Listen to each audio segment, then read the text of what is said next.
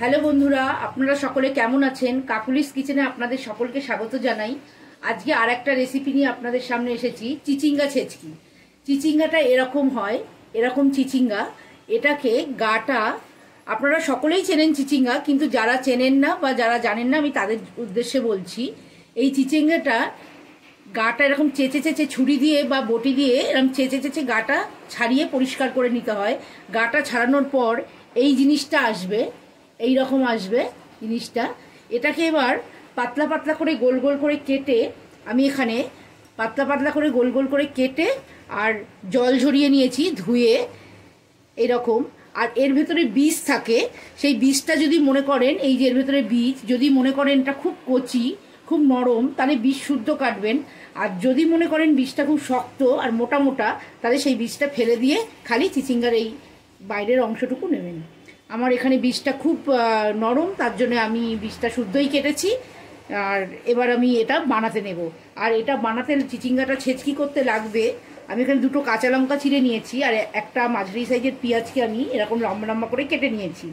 আর লাগবে সামান্য একটুখানি কালো জিরে আর একটু মিষ্টি, আর লাগবে নুন, হলুদ আর তেল। এবার আমি এটা কড়াই বসিয়ে এখানে 2 টেবিল স্পুন মতো তেল নিয়েছি। এবার আমি এর মধ্যে কালো জিরেটা দিয়ে দেবো। তেলটা গরম হয়ে গেছে, দিয়ে আমি এর মধ্যে চিচিঙ্গাগুলো ছেড়ে দেবো।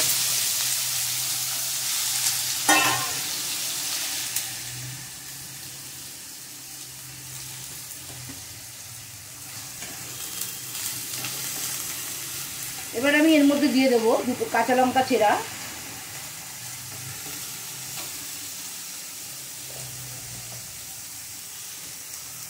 হাফ চামচ মতো নুন দেব,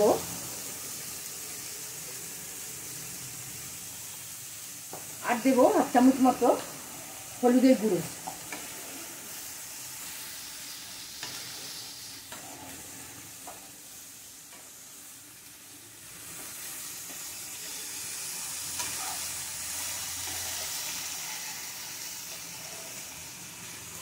এই সবজিটা থেকে খুব জল বেরোয়,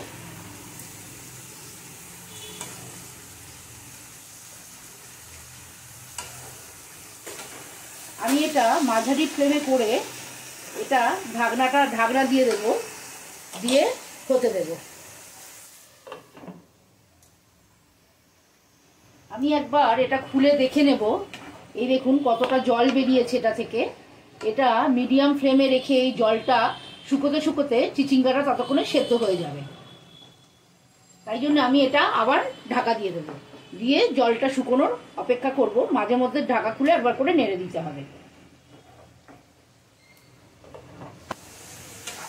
জলটা শুকিয়ে গিয়ে তেলটা বেরিয়ে গেছে। এবার আমি এর মধ্যে পেঁয়াজটা দিয়ে দেবো।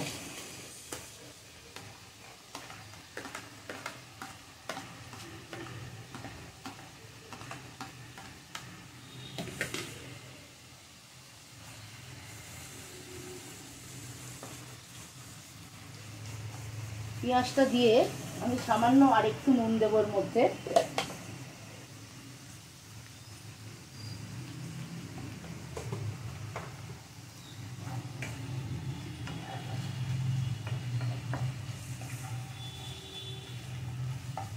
আমি এবার ফ্লেমটা একটু বাড়িয়ে দেব, দিয়ে ভাজবো।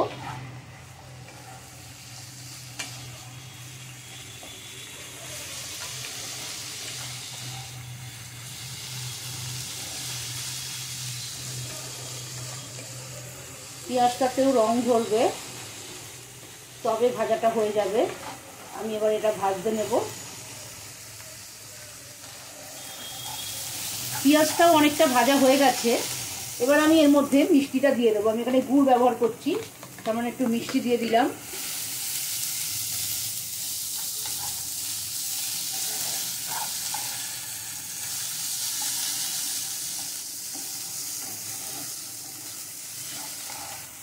আমি আর 1 মিনিট মতো ভেজে এটা নামিয়ে ফেলবো। এবার আমি প্লেটিং করছি। এটা ভাজা হয়ে গেছে।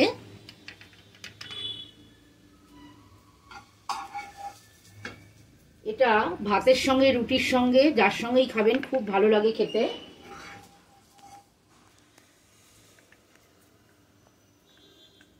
আর বন্ধুরা, আমার ভিডিওটা যদি আপনাদের ভালো লেগে থাকে তাহলে লাইক করবেন, আমার চ্যানেলটাকে সাবস্ক্রাইব করবেন, আর বেল আইকনটা টিপে দেবেন যাতে পরের ভিডিও নোটিফিকেশন আপনাদের কাছে পৌঁছে যায়। আর অবশ্যই রেসিপিটা বানিয়ে আমাকে কমেন্ট সেকশনে জানাবেন কেমন লাগলো। নমস্কার।